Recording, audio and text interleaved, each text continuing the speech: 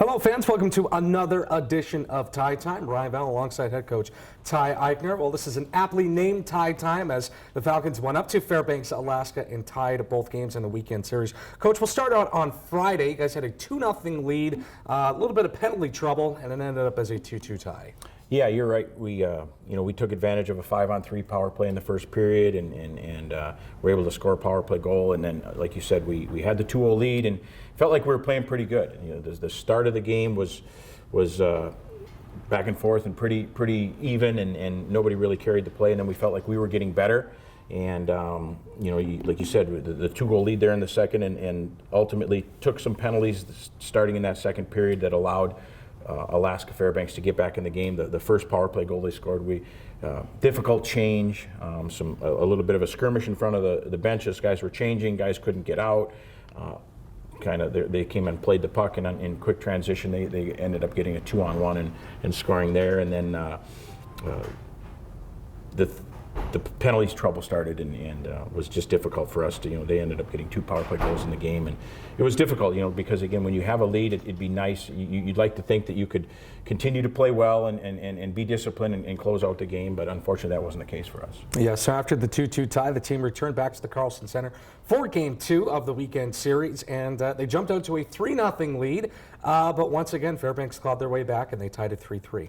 Yeah, and again, we felt like we played pretty good on Friday. Our only frustration Friday night was our lack of discipline and the amount of penalties we took and allowing Fairbanks to be on the power play for basically an entire period.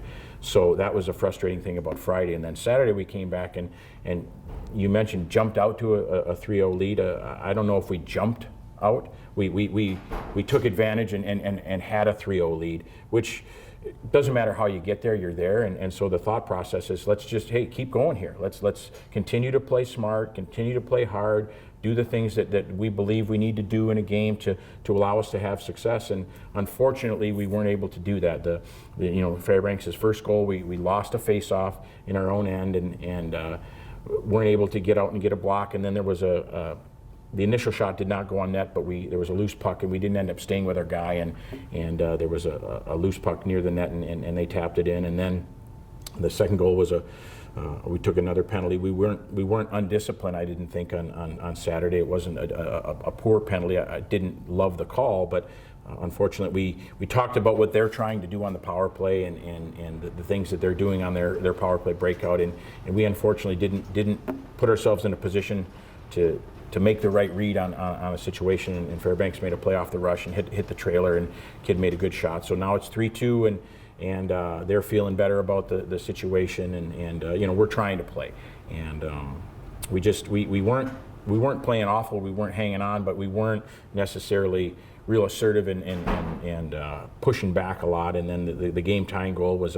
we had a defensive, we were in the D zone for quite a bit, extended period of time, and had a shot block up at the top and couldn't get that puck out, and they kept it in and ultimately made a couple plays, and we tried to block another shot and didn't block it, and it ended up going through Eric's leg. So now it's 3-3, and again, going into that third period, we talked about as a team, listen, we've got a 3-1 lead.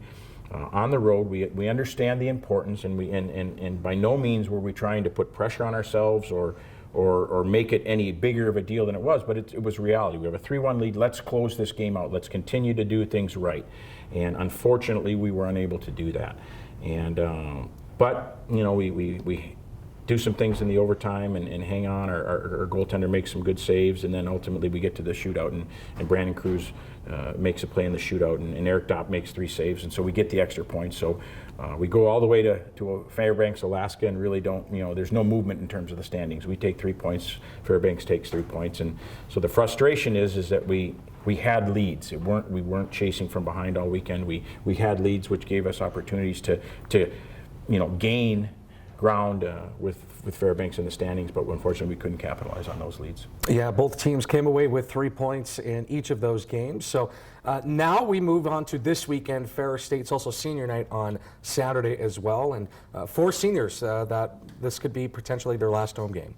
Yeah, we know that in terms of a guarantee, we're guaranteed these home games this weekend. As far as the playoff goes, there's a lot of hockey to be played, and that is to be determined as far as who's hosting the first round.